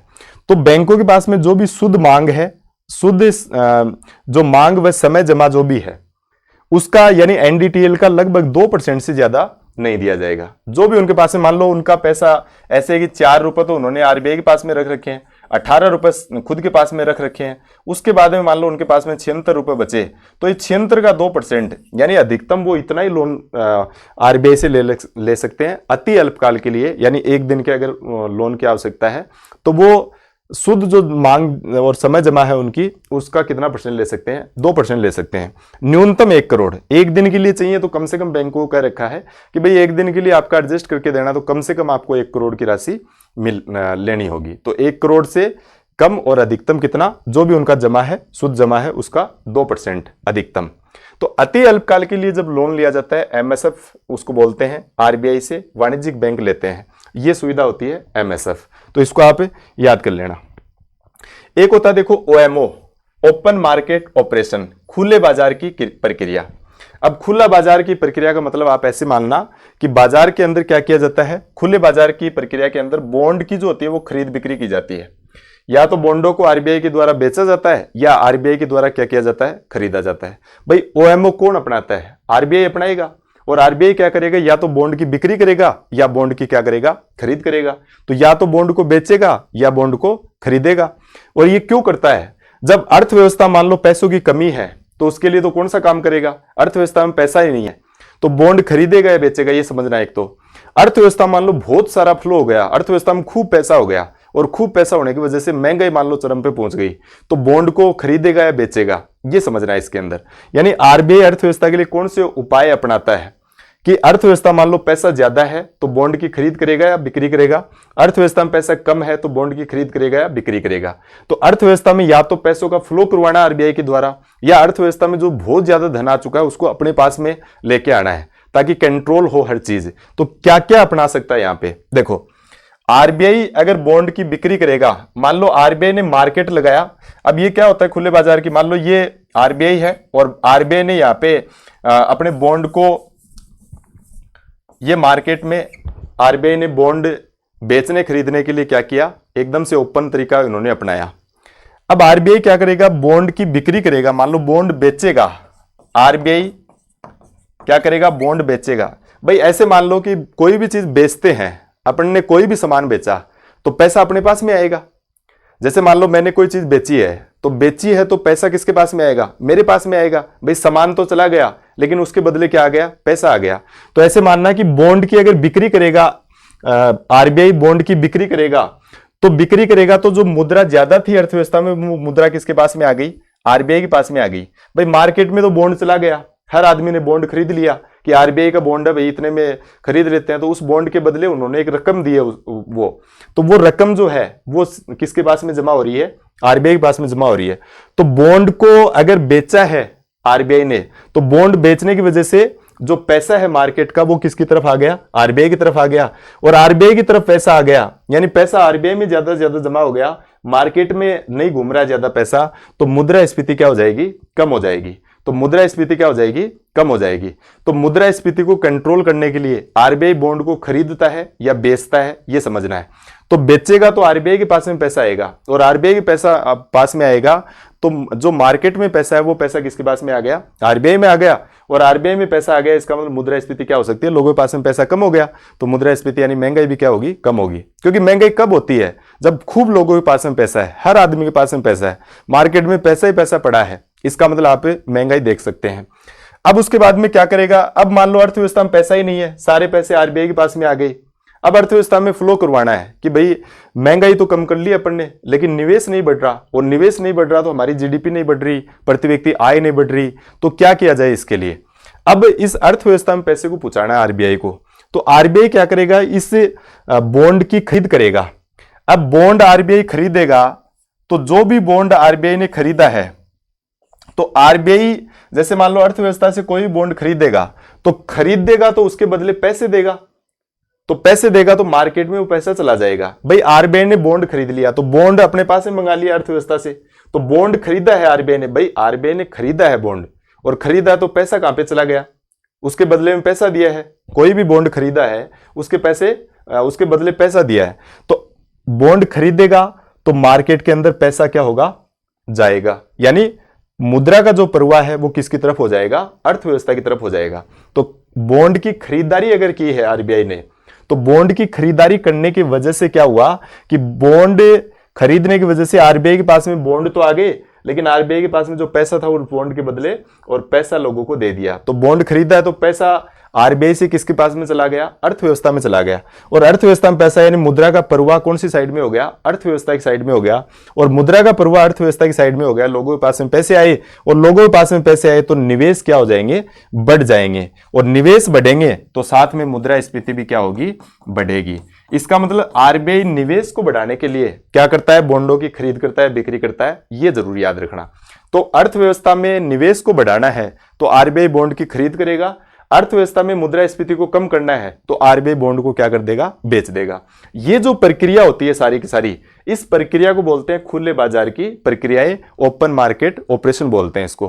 तो ओपन मार्केट ऑपरेशन आपको समझ में आ गया होगा कि जब भी अर्थव्यवस्था में बहुत पैसा आ गया तो आरबीआई अपने पास में ले लेता है पैसों को, और अर्थव्यवस्था में मान लो पैसा है ही नहीं तो आरबीआई पैसों का फ्लो अर्थव्यवस्था में करवा देता है।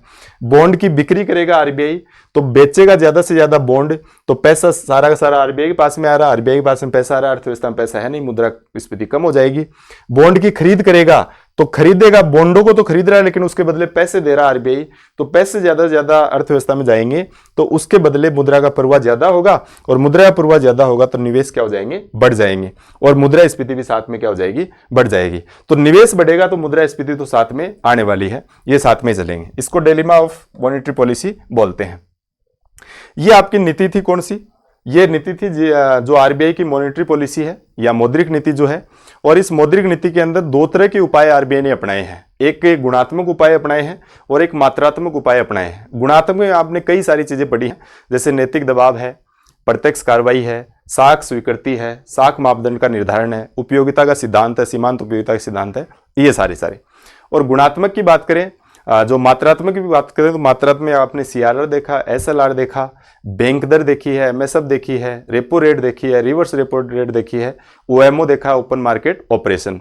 इसके बाद में देखो अकेले आरबीआई कुछ नहीं कर सकता, और आरबीआई अकेले कोई भी चीज होती है वो सब चीजें कंट्रोल नहीं हो सकती, क्योंकि सरकार को साथ में आना पड़ेगा, सरकार के बिना सारी चीजें अधूरी हैं। इसलिए सरकार इस अर्थव्यवस्था में जो नीति अपनाती है, अर्थव्यवस्था के अंदर जो भी सरकार के कामकाज हैं वो भी कहीं न कहीं महंगाई और निवेश को प्रभावित करते हैं। तो सरकार जैसी नीतियां अपनाती है उस नीति को अपन क्या बोलते हैं, राजकोषीय नीति बोलते हैं या फिस्कल पॉलिसी बोलते हैं। तो सरकार की वित्तीय नीति होती है राजकोषीय नीति, और इसमें तीन बातों को अपने देखना, तीन चीजें इसमें शामिल होती हैं। एक तो ये देखना है कि सरकार को भाई इनकम तो कहां से हो रही है, फिस्कल पॉलिसी में आपको देखना है कि सरकार कहां से पैसा कमा रही है, कहां से सरकार के पास में पैसा आ रहा है। साथ में सार्वजनिक जो एक तो पैसों का आना देखेंगे कि सरकार के पास में कहां से पैसा आ रहा है, वो तो है सार्वजनिक आय। एक सरकार जहां पे खर्च कर रही है, कैसे खर्च कर रही है, सरकार का खर्चा कहां हो रहा है, वो आपका सार्वजनिक व्यय।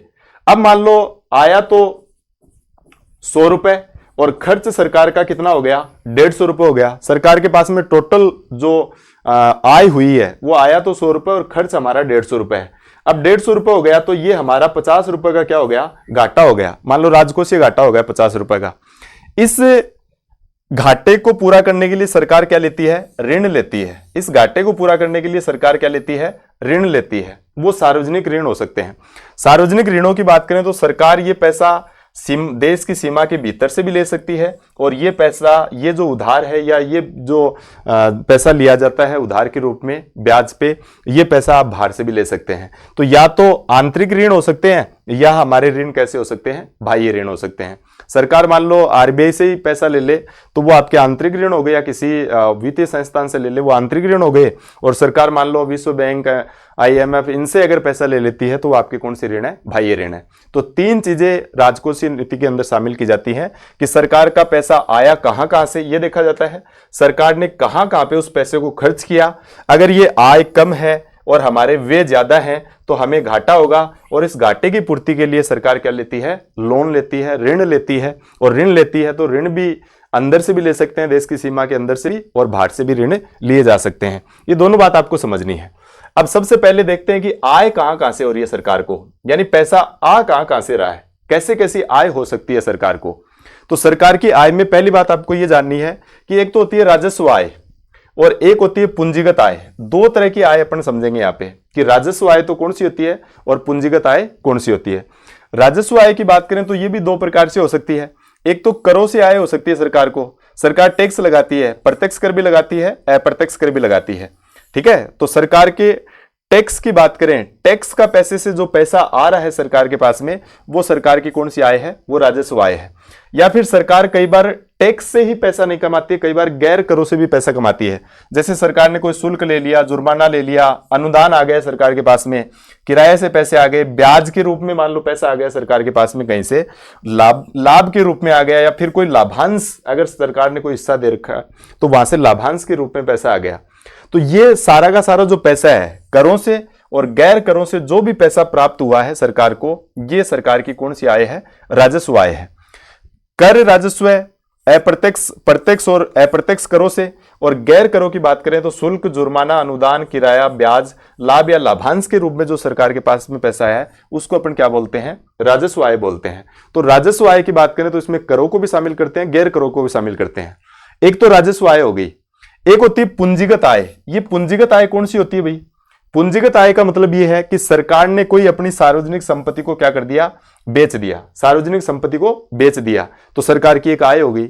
मान लो कोई भी डिपार्टमेंट है, जैसे कई बार बिजली कंपनियां हैं, इनके बारे में कहा जाता है कि घाटे में चल रही हैं, तो उसका कुछ हिस्सा सरकार ने बेच दिया। अब सरकार को जो आय हुई है, पैसा तो आया ही है, तो वो राजस्व आय नहीं है, वो आय कैसी है, पूंजीगत आय है। सरकार ने कहा कि रेलवे बेच रहे हैं इतना %, तो रेलवे का कुछ हिस्सा मान लो बेच दिया सरकार ने, तो बेचा तो उसके बदले सरकार के पास में क्या आया, पैसा आया। वो कौन सी आय है, वो राजस्व आय नहीं, वो किस प्रकार की आय है, पूंजीगत आय है। या ऋणों की प्राप्ति, मान लो सरकार ने किसी को ऋण दे रखा था और वो ऋण मान लो 5,000 करोड़ का था और वो सारा का सारा पैसा वापस आ गया, ऋण का जो पैसा था वो सारा का सारा पैसा वापस आ गया, वो आपकी कौन सी आय हो रही है, वो पूंजीगत आय है। सरकार जैसे मान लो किसी देश को अपन ने 5,000 करोड़ रुपए दिए, तो सरकार 5,000 करोड़ रुपए दिए मान लो 20 साल के लिए, तो 20 साल के लिए दे, तो हर साल इस पैसे से क्या हो रहा है, एक ब्याज भी तो आ रहा है, तो ये ब्याज आ रहा है हर साल इस पैसे का। दूसरे देश से मान लो किसी को दिए थे सरकार ने, दूसरे देश को 5,000 करोड़, उसके बदले जो हर साल ब्याज आ रहा है, तो वो ब्याज आ रहा है सरकार का, वो तो राजस्व आय है, वो तो क्या है, राजस्व आय। अब मान लो उसके 20 साल पूरे हो गए और उसने 5,000 करोड़ रुपए एक साथ में चुकाए हैं वापस, अपना जो भी पैसा दिया हुआ था, यानी उस ऋण की क्या हुई है, वापस से प्राप्ति हुई है, तो वो एक साथ में जो पैसा है अपने पास में, वो भी एक आय हुई है अपनी, लेकिन वो आय कौन सी, आपकी पूंजीगत आय है।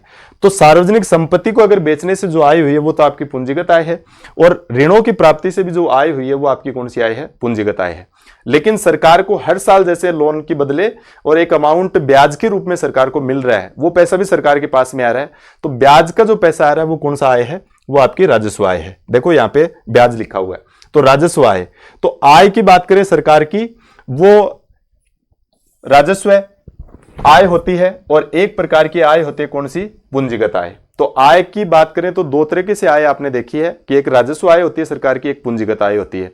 राजस्व आय की बात करें तो करों से भी हो सकती है, गैर करों से भी हो सकती है। पूंजीगत आय की बात करें तो सार्वजनिक संपत्ति को बेचा है या ऋण प्राप्त हुए हैं सारे के सारे वापस हमें, वो सारा का सारा जो है वो पूंजीगत आय है। ठीक है, ये याद रखना। अब उसके बाद में देखो, इसमें टैक्स की अपन ने बात की है, इसी में टैक्स की बात की है।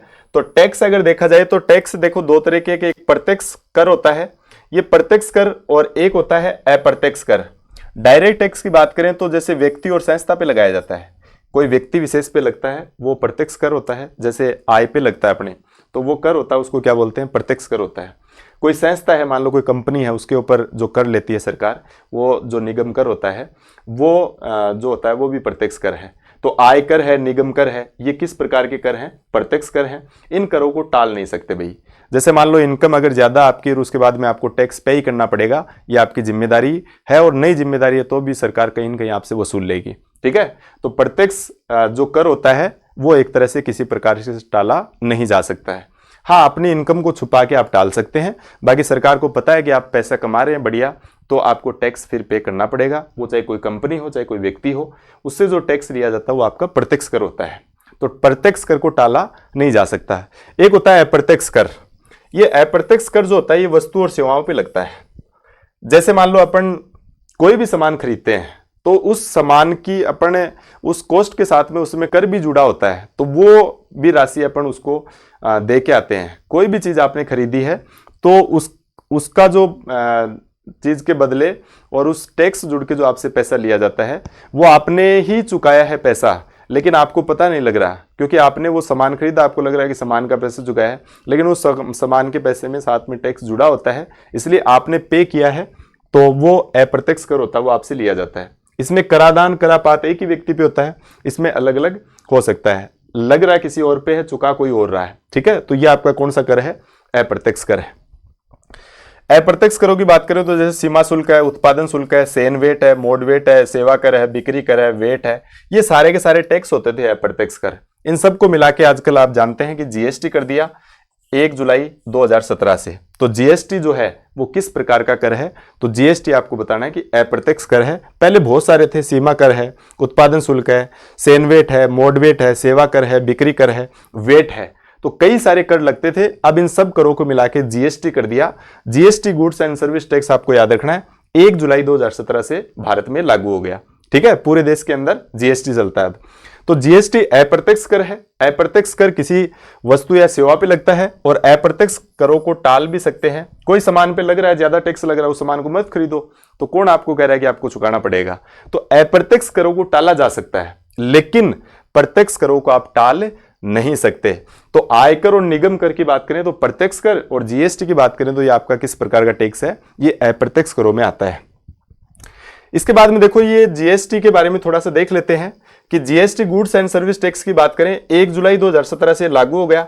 अप्रत्यक्ष कर है। एक समिति थी, विजय केलकर समिति, उसने सिफारिश की थी और इसकी सिफारिशों को बाद में माना गया, और विजय केलकर समिति की सिफारिश पे ये जीएसटी लागू हो गया। थीम इसका है एक देश एक कर और एक बाजार। एक देश के अंदर एक कर लगेगा, ये जो है एक देश के अंदर एक ही कर और एक बाजार, ये इसकी थीम है। आर्टिकल की बात करें, आपसे पूछे कि जीएसटी से जुड़ा हुआ आर्टिकल कौन सा है, तो जीएसटी से जुड़ा हुआ आर्टिकल की बात करें तो आपको बताना है कि 279A जो आर्टिकल है वो जीएसटी से जुड़ा हुआ है। तो पूछ सकते हैं कि जीएसटी का संबंध कौन से आर्टिकल से है, तो 279A जो आर्टिकल है वो जीएसटी संबंधित है। संशोधन की बात करें तो आपको याद रखना कि 101वां संविधान संशोधन हुआ था 2016 के अंदर।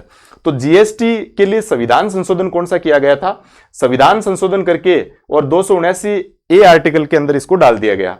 विधेयक की बात करें तो विधेयक देखो 122वां था ये जीएसटी वाला, लेकिन संशोधन की बात करें, संविधान संशोधन की बात करें 101वां है, क्योंकि हर विधेयक जो होता है वो कई बार विधेयक लाए जाते हैं, रखे जाते हैं, लेकिन पारित नहीं हो पाते हैं। इसका मतलब हर विधेयक कानून बने या नहीं बने तो ये जरूरी नहीं है। तो विधेयक 122वां है, और संशोधन की बात करें तो 101वां संशोधन है। 2016 में जीएसटी के लिए 101वां संविधान संशोधन किया गया था, और आर्टिकल 279A के अंदर जीएसटी के बारे में लिख दिया गया।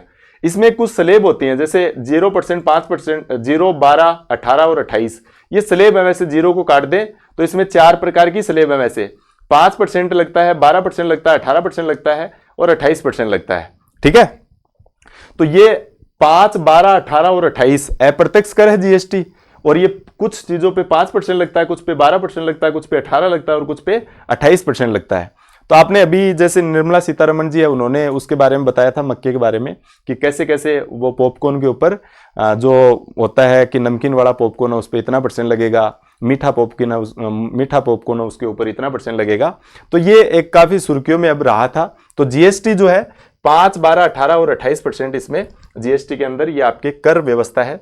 जीएसटी परिषद होती है एक, पूछ ले कि जीएसटी परिषद का अध्यक्ष कौन होता है, तो आपको बताना है कि जीएसटी परिषद जो होती है उसका अध्यक्ष वित्त मंत्री होता है। एक तरह से अपन चीजों को रिवाइज कर रहे हैं अभी, ऐसा नहीं है कि इसके अंदर बहुत कुछ अपने को समझना है, कुछ मोटी मोटी बातें जो एग्जाम के टाइम में ठीक रहती हैं।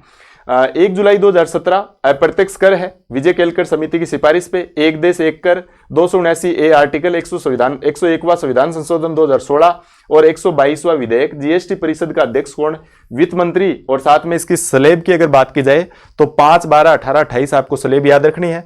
एक भारत के अंदर जो प्रत्यक्ष कर है उसकी स्लेब भी आप साथ में याद रख लेना। भाई ये तो अप्रत्यक्ष कर की स्लेब है, प्रत्यक्ष कर की नई स्लेब आई है अभी।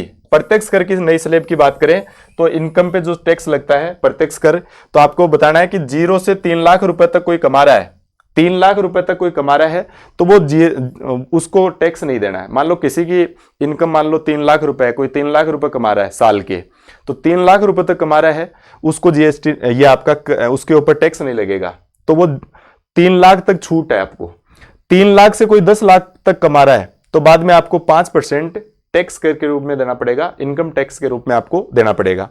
तो 3 से 10 लाख तक 5% है, 7 से 10 लाख तक 10% है, 10 से 12 लाख तक 15% है, 12 से 15 लाख तक 20% कर दिया, और 15 लाख से कोई ज्यादा कमा रहा है साल के तो उसको टैक्स देना पड़ेगा कितना %? 30%। अधिकतम 30% है इसमें अप्रत्यक्ष करों में जो जीएसटी वो 28% है अधिकतम, और इसमें अगर देखा जाए इनकम की बात की जाए, इनकम टैक्स देखा जाए तो अधिकतम कितना लगता है? 30% लगता है। तो 15% से ज्यादा, 15 लाख से अगर कोई ज्यादा कमा रहा है 30% लगता है, 12 से 15 है तो 20% लगता है, 10 से 12 है तो 15% लगता है, 7 से 10 है तो 10%, 3 से 7 है तो 5%, और 3 लाख तक आपको क्या है? छूट है। तो ये नई कर जो व्यवस्था प्रणाली है इसको भी आप थोड़ा सा ध्यान रखना। जीएसटी परिषद में अध्यक्ष कौन होता है ये बात आपको जरूर जान लेनी है। ठीक है, इसके बाद में देखो अपने सार्वजनिक आय की बात कर रहे थे कि सरकार को कहां से आय होती है। तो दो प्रकार से आय देखिए आपने, एक राजस्व आय होती है सरकार को और एक पूंजीगत आय होती है। तो सरकार की आय देखिए कि आय कहां से है। तो एक पूंजीगत आय है सरकार की और एक राजस्व आय है। ऐसे जैसे पूंजीगत आय होती है, राजस्व आय होती है, ऐसे सरकार का व्यय भी होता है। और वो व्यय भी वही होता है, एक राजस्व व्यय होता है सरकार का और एक आप सरकार का मानोगे कौन सा, पूंजीगत व्यय। तो पूंजीगत व्यय कौन सा है, राजस्व व्यय कौन सा है, ये याद रखना। सरकार जहां जहां पे खर्चा कर रही है, सरकार खर्च कर रही है, वो सरकार का क्या है, सार्वजनिक व्यय।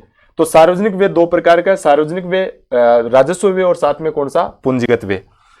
राजस्व व्यय की बात की जाए तो एक होता है योजनागत। योजनागत का मतलब सरकार शिक्षा पे खर्च कर रही है, स्वास्थ्य पे खर्च कर रही है, पेयजल पे खर्च कर रही है, योजनाओं पे खर्च कर रही है, मनरेगा पे खर्च कर रही है, यानी विकास के लिए जो खर्च किया जाता है वो योजनागत हो गया मान लो। तो सरकार इन पे खर्चा करती है।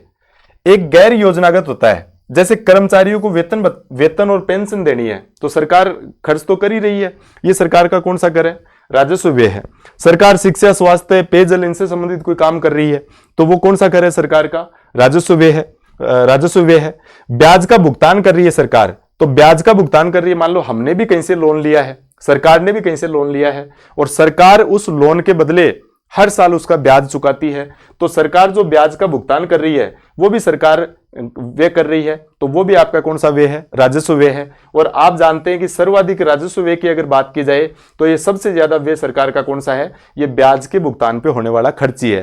क्योंकि हम जब भी राजकोषीय घाटा हमारा बढ़ता है या राजकोषीय घाटा रहता है तो अपन उधार लेते हैं अन्य अलग अलग देशों से और अलग अलग जगह से, तो उधार का पैसा है ब्याज पे लिया जाता है, तो ब्याज का भुगतान करने पे ही सबसे ज्यादा खर्च हो जाता है सरकार का, वो सरकार का कौन सा व्यय होता है, राजस्व व्यय होता है। आर्थिक व सामाजिक सेवाओं पे भी खर्च करती है सरकार। अलग अलग टाइप के आर्थिक और सामाजिक सेवाओं की बात करें तो जैसे अलग अलग तरह से राशि देनी है लोगों को कि आप कोई भी व्यक्ति है उसकी पेंशन चालू करनी है, पेंशन बढ़ानी है, ठीक है, तो इस प्रकार के काम भी सरकार करती है, तो वो भी एक खर्चा है सरकार का, वो राजस्व व्यय होता है। आपातकालीन खर्च भी हो जाता है कई बार सरकार का।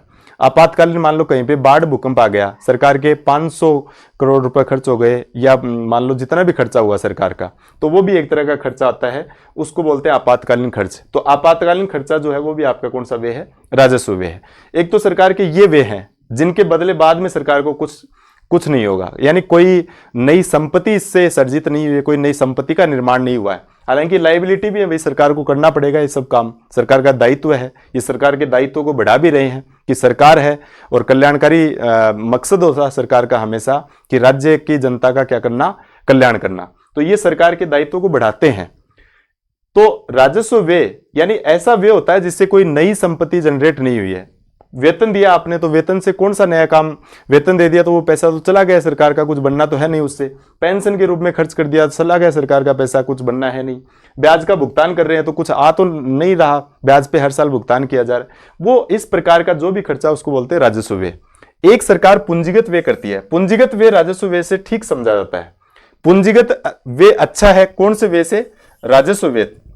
तो राजस्व व्यय खराब माना जाता है कि राजस्व व्यय ज्यादा नहीं होना चाहिए, पूंजीगत व्यय कोई सरकार ज्यादा कर रही है तो वो अच्छा माना जाता है। अब पूंजीगत व्यय में जैसे मान लो कोई विद्युत परियोजना का निर्माण कर दिया, कोई सिंचाई परियोजनाओं का निर्माण कर दिया, रेलवे बना दिए, रेलवे के अंदर आपने सुधार कर दिया, अच्छी अच्छी ट्रैक्स बना दी, अच्छी रेलगाड़ियां चला दी, हवाई पे खर्च कर दिया, मान लो नई नई चीजें और डेवलप कर दिया आपने, तो ये एक एसेट्स का निर्माण हो रहा है। इससे साथ में खर्चा तो हो रहा है लेकिन साथ में कोई न कोई संपत्ति का क्या हो रहा है, निर्माण हो रहा है, तो ये व्यय फिर भी ठीक माना जाता है।